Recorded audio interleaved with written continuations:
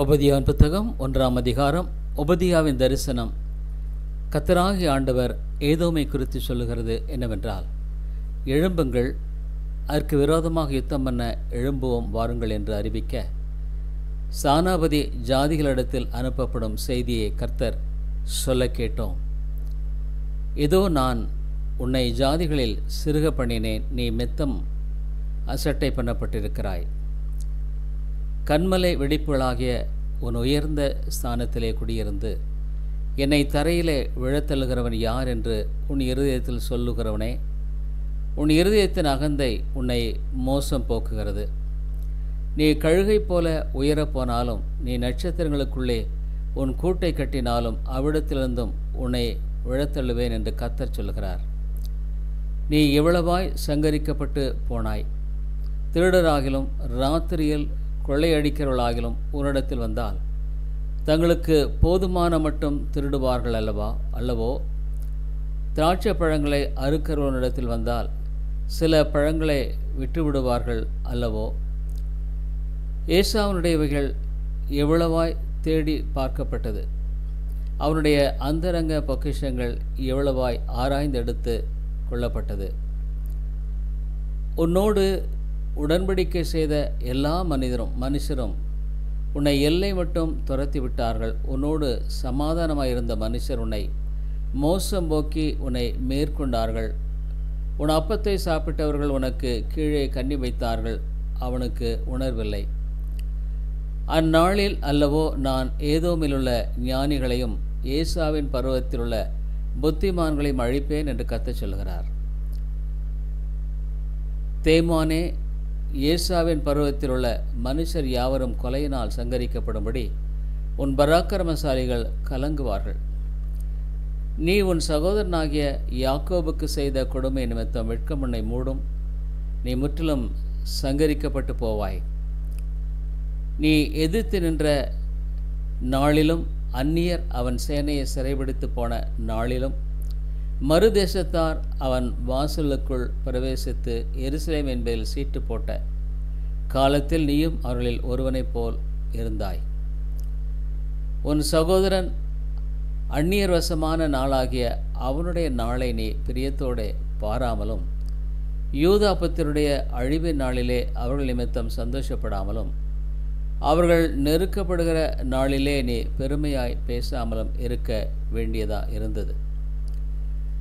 என் ஜனத்தின் ஆபத்து நாளிலே நீ அவர்கள் வாசலுக்குள் பிரவேசியாமலும், அவர்கள் ஆபத்து நாளிலே அவர்கள் அனுபவிக்கிற தீங்கை நீ பிரியத்தோடே பாராமலும், அவர்கள் ஆபத்து நாளிலே அவர்கள் ஆஸ்தியில் கை போடாமலும், அவர்களில் தப்பினவர்களை சங்கரிக்கும்படி வழி சந்திகளிலே நிற்காமலும், இக்கட்டு நாளில் அவர்களில் மீதியானவர்களை காட்டிக்கொடாமலும் இருக்க வேண்டியதா இருந்தது.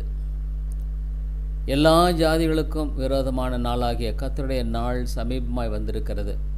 நீ செய்தபடியே உனக்கும் செய்யப்படும், உன் செய்கையின் பலன் உன் தலையின் மேல் திரும்பும். நீங்கள் என் பரிசுத்த பருவத்தின் மேல் மதுபானம் பண்ணினபடியினா எல்லா ஜாதிகளும் எப்பொழுது மதுபானம் பண்ணுவார்கள். அவள் குடித்து விழுங்குவார்கள், இராதவர்களைப் போல் இருப்பார்கள். ஆனாலும் சீயோன் பருவத்திலே தப்பி இருப்பார் உண்டு, அவர்கள் பரிசுத்தமாய் இருப்பார்கள். யாக்கோவின் வம்சத்தார் தங்களுடைய சுதந்திரங்களை சுதந்திரித்துக் கொள்வார்கள். யாக்கோபு வம்சத்தார் அக்கினியும், யோசேப்பு வம்சத்தார் அக்கினி ஜுவாலையுமாய் இருப்பார்கள். ஏசா வம்சத்தாரோ வைக்கோல் துரும்பாய் இருப்பார்கள். அவர்கள் இவர்களை கொழுத்தி ஏசாவின் வம்சத்தில் மீதி இராதபடி இவர்களை பட்சிப்பார்கள். கர்த்தர் இதை சொன்னார்.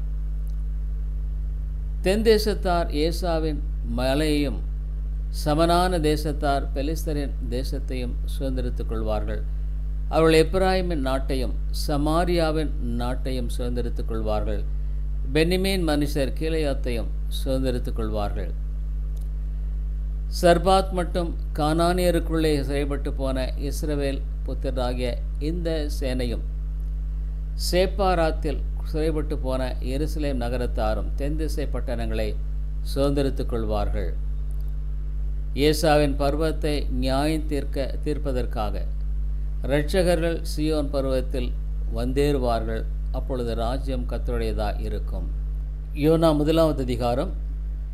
அமித்தாயின் குமாரனாகிய யோனாவுக்கு கர்த்தருடைய வார்த்தை உண்டாகி, அவர், நீ எழுந்து மகாநகரமாகிய நினிவேக்கு போய் அதற்கு விரோதமாக பிரசங்கி, அவருடைய அக்கிரமம் என் சமூகத்தில் வந்து எட்டினது என்றார்.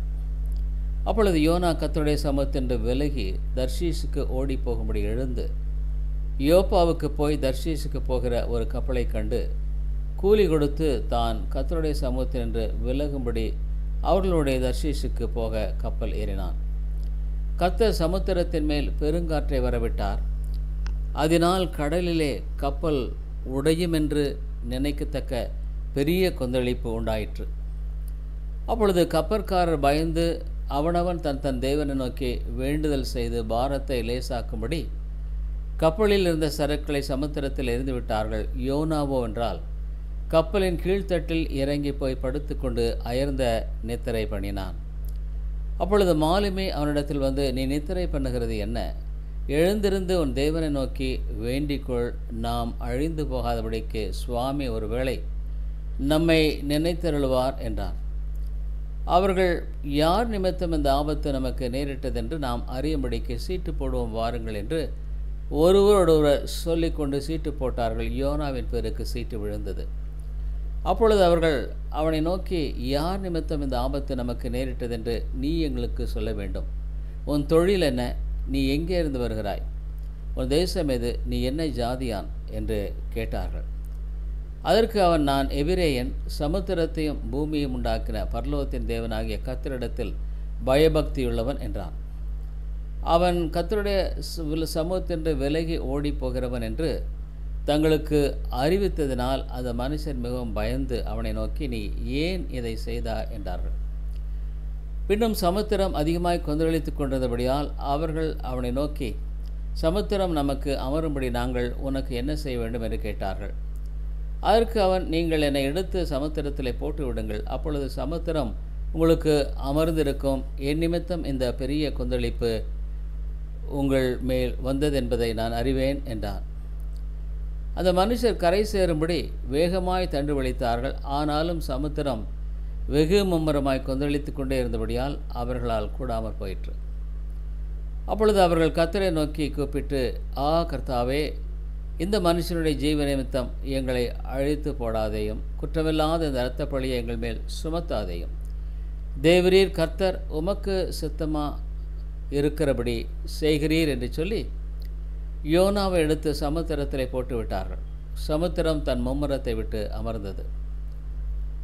அப்பொழுது அந்த மனுஷர் கர்த்தருக்கு மிகவும் பயந்து கர்த்தருக்கு பலியிட்டு பொருத்தனைகளை பண்ணினார்கள். யோனாவை விழுங்கும்படி ஒரு பெரிய மீனை கர்த்தர் ஆயத்தப்படுத்தி இருந்தார். அந்த மீன் வயிற்றிலே யோனா இராப்பகல் 3 நாள் இருந்தான். யோனாவின் புத்தகம் 2வது அதிகாரம். அந்த மீனின் வயிற்றிலிருந்து யோனா தன் தேவனாகிய கர்த்தரை நோக்கி விண்ணப்பம் பண்ணி, என் நெருக்கத்தில் நான் கர்த்தரை நோக்கி கூப்பிட்டேன், அவர் எனக்கு உத்தரவு அருளினார். நான் பாதாளத்தின் வயிற்றிலிருந்து கூக்குரலிட்டேன், நீர் என் சத்தத்தை கேட்டீர். சமுத்திரத்தின் நடு மையமாகிய ஆழத்திலே நீர் என்னை தள்ளிவிட்டீர். நீரோட்டம் என்னை சூழ்ந்து கொண்டது. உம்முடைய வெள்ளங்களும் அலைகளும் எல்லாம் என்மேல் புரண்டது. நான் உமது கண்களுக்கு எதிரே இராதபடிக்கு தள்ளப்பட்டேன். ஆகிலும் இன்னமும் உம்முடைய பரிசுத்த ஆலயத்தை நோக்குவேன் என்றேன். தண்ணீர்கள் பிராணபரியந்தம் என்னை நெருக்கினது. ஆழி என்னை சூழ்ந்தது. கடற்பாசி என் தலையை சுற்றி கொண்டது.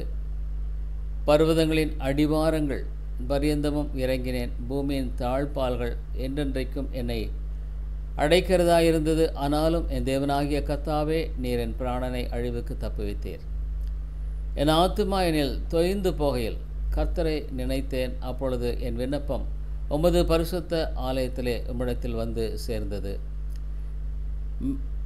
பொய்யான மாயை பற்றி கொள்கிறவர்கள் தங்களுக்கு வரும் கிருபையை போக்கடிக்கிறார்கள்.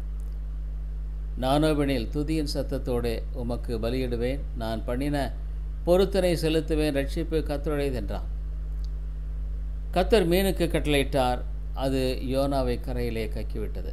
யோனா 3வது அதிகாரம். 2ஆம் தரம் கர்த்தருடைய வார்த்தை யோனாவுக்கு உண்டாகி, அவர், நீ எழுந்து மகா நகரமாகி நினிவேக்கு போய் நான் உனக்கு கற்பிக்கும் வார்த்தை அதற்கு விரோதமாய் பிரசங்கி என்றார்.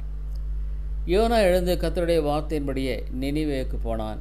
நினிவே 3 நாள் பிரயாண விஸ்தாரமான மகா பெரிய நகரமாக இருந்தது. யோனா நகரத்தில் பிரவேசித்து 1 நாள் பிரயாணம் பண்ணி இன்னும் 40 நாள் உண்டு, அப்பொழுது நினிவே கவிழ்க்கப்பட்டு போகும் என்று கூறினான். அப்பொழுது நினிவேயில் உள்ள ஜனங்கள் தேவனை விசுவாசித்து உபவாசம் செய்யும்படி கூறினார்கள். பெரியோர் முதல் சிறியோர் மட்டும் இரட்டுடுத்தி கொண்டார்கள். இந்த செய்தி நினிவேயின் ராஜாவுக்கு எட்டின போது அவன் தன் சிங்காசனத்தை விட்டு எழுந்து தான் உடுத்தியிருந்த உடுப்பை கழற்றி போட்டு இரட்டை உடுத்தி கொண்டு சாம்பலிலே உட்கார்ந்தான்.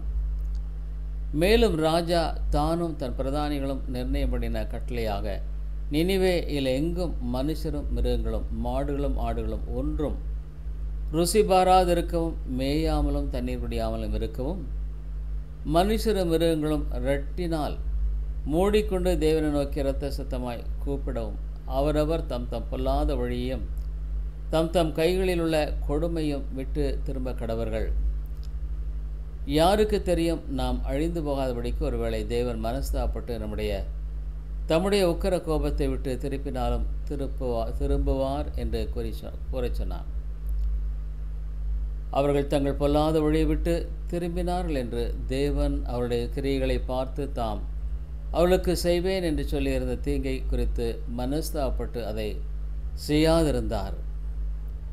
யோனா 4வது அதிகாரம். யோனாவுக்கு இது மிகவும் விசனமாயிருந்தது. அவன் கடும் கோபம் கொண்டு கர்த்தரை நோக்கி விண்ணப்பம் பண்ணி, கர்த்தாவே, நான் என் தேசத்தில் இருக்கும்போதே நான் இதை சொல்லவில்லையா?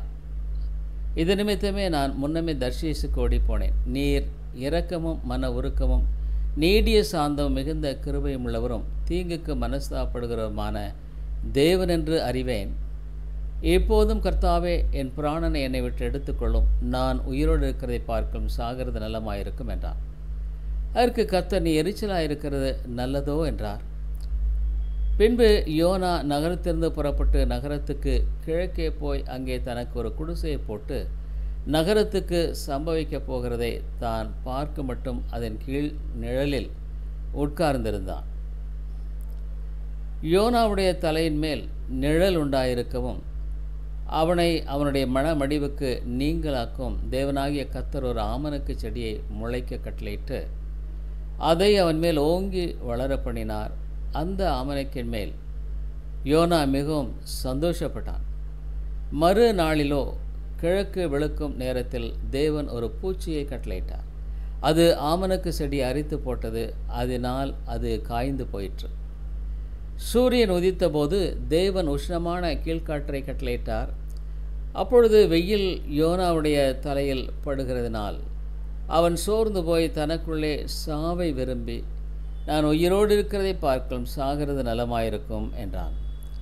அப்பொழுது தேவன் யோனாவை நோக்கி, நீ ஆமணக்கு நிமித்தம் எரிச்சலாயிருக்கிறது நல்லதோ என்றார். அதற்கு அவன், நான் மரண பரியந்தம் எரிச்சலாயிருக்கிறது நல்லதுதான் என்றான். அதற்கு கர்த்தர், நீ பிரயாசப்படாததும் நீ வளர்க்காததும் ஒரு ராத்திரியிலே முளைத்ததும் ஒரு ராத்திரியிலே அழிந்து போனதுமான ஆமணக்குக்காக பரிதபிக்கிறாயே. வலதுகைக்கும் இடதுகைக்கும் வித்தியாசம் அறியாத 120,000 பேருக்கு அதிகமான மனுஷரும் அநேக மிருக ஜீவன்களும் இருக்கிற மகாநகரமாகிய நினிவேக்காக நான் பரிதவியாமல் இருப்பேனோ என்றார்.